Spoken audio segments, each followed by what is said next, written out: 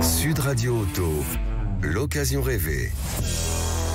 Avec AD, le réseau 2000 garagistes et carrossiers multimarques. Chaque samedi, Sud Radio et ses partenaires de Mobility TV essayent pour vous un véhicule sur le marché de l'occasion qui est en pleine mutation. Dans quelques instants, on va essayer avec nos 3 spécialistes l'Audi A6 d'occasion. Vaut-elle le coup? À quel prix se la procurer?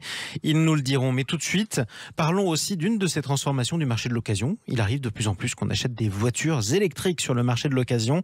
Comment savoir si la batterie du véhicule d'occasion électrique que j'achète, si la batterie marche bien? Eh bien justement, c'est à cette question qu'essaie de répondre l'entreprise Moba. Bonjour Guillaume Hébert. Bonjour. Cofondateur de Moba, vous proposez tout simplement le certificat, le carnet de santé de la batterie électrique. Concrètement, ça fonctionne comment? Voilà, donc c'est ça, on a inventé un certificat batterie qui permet de rassurer les acheteurs de véhicules électriques d'occasion. Et donc c'est assez simple, on réalise le diagnostic depuis son application, donc on le fait chez soi, dans son garage ou dans sa maison. Et donc il suffit de commander sur notre site internet un certificat batterie quand on est vendeur. On reçoit par la poste un kit dans lequel il y a un boîtier de diagnostic, donc c'est un tout petit boîtier qui se branche sur la prise de diagnostic universelle de la voiture. C'est là-dessus que les garagistes branchent par exemple leur valise de diagnostic. Et donc ce petit boîtier, raccordé à une application mobile, permet d'aller dialoguer avec les capteurs embarqués dans la batterie. Et donc au moment du diagnostic, on collecte un ensemble de données qui sont ensuite analysées et interprétées, ce qui permet de générer un certificat batterie qui est ensuite envoyé donc au client, donc le vendeur, au format digital, pour que le vendeur puisse avoir un argument de vente très important, un argument de réassurance. Et si je fais alors la liste, pas forcément exhaustive, des données qu'il y a dans ce certificat, il y a quoi? Il y a l'autonomie?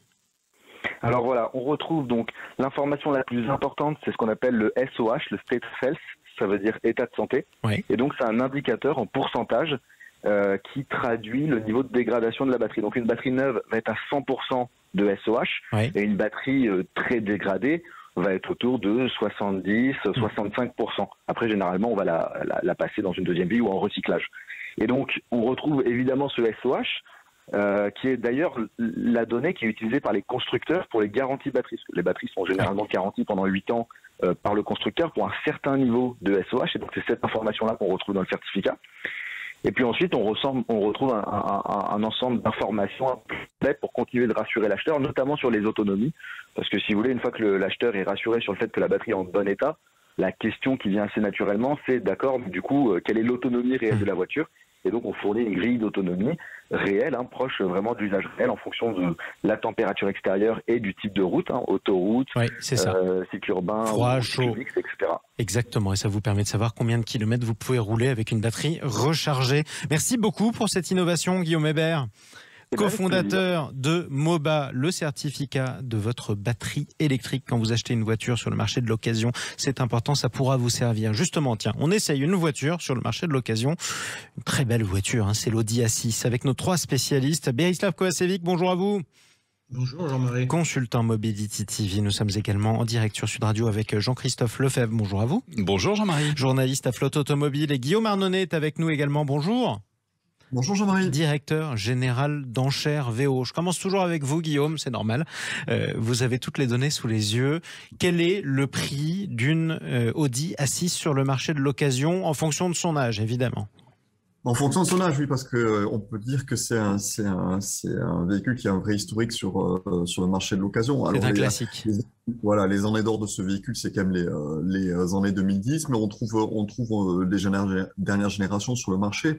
Alors, la question est vraiment large, puisqu'il y a eu quand même énormément de modèles qui vont de moteurs, je dirais, TDI 190 jusqu'à des modèles ultra sportifs comme des RS6. Donc, on va regarder le marché le plus courant pour commencer, puis j'imagine qu'on ira gratter un petit peu sur ce qui se fait aux autres extrêmes. Mais si vous voulez une Audi A6 avant avec un TDI 190, finition, je dirais, assez classique sans rentrer dans les extrêmes, avec 80 000 km, aujourd'hui, c'est des marchés qui vont se promener à partir de 26 000 30 000 euros. Voilà. Donc, derrière une image ultra exclusive il y a quand même quelques produits qui restent accessibles. Mais bon, voilà, on voit bien qu'on est quand même sur du premium allemand et sur de suite un certain niveau de prix. La voiture haut de gamme, une voiture presque statutaire, diriez-vous, pour notable, pourquoi pas, dirait Jean-Christophe Lefebvre, c'est ça ?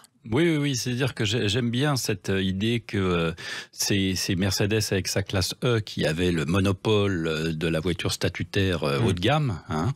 Et petit à petit, Audi est venu chambouler cette hiérarchie. Et grappiller des parts de marché. Et grappiller des parts de marché avec une voiture qui était plus dynamique, plus jeune, moins pépère, entre guillemets, sans être péjoratif. Et BMW a aussi enfoncé le clou. Donc il y a toujours une bagarre, même si Mercedes est devant, une bagarre avec BMW et Audi qui cherchent à être en deuxième position, voire détrônés. Donc cette Audi A6, c'est ça depuis le début. Elle est née pour être la killeuse du duo BMW série 5 et Mercedes classe E, avec de vrais arguments. Un châssis aluminium, enfin une partie de sa carrosserie, de son châssis en aluminium, des motorisations de plus en plus pointues qui permettaient de se distinguer, et puis une qualité de fabrication et de finition qui renvoyait pas au calendrier les changements chez Mercedes et a fortiori chez BMW, mais vraiment une voiture sur laquelle on peut compter dès le début, à part quelques soucis moteurs que Bereslav va peut-être souligner. Et justement, avant de nous parler des soucis moteurs, d'abord, de quel type de motorisation on parle sur une Audi A6 d'occasion? Ça, c'est important par les temps qui courent, Bereslav.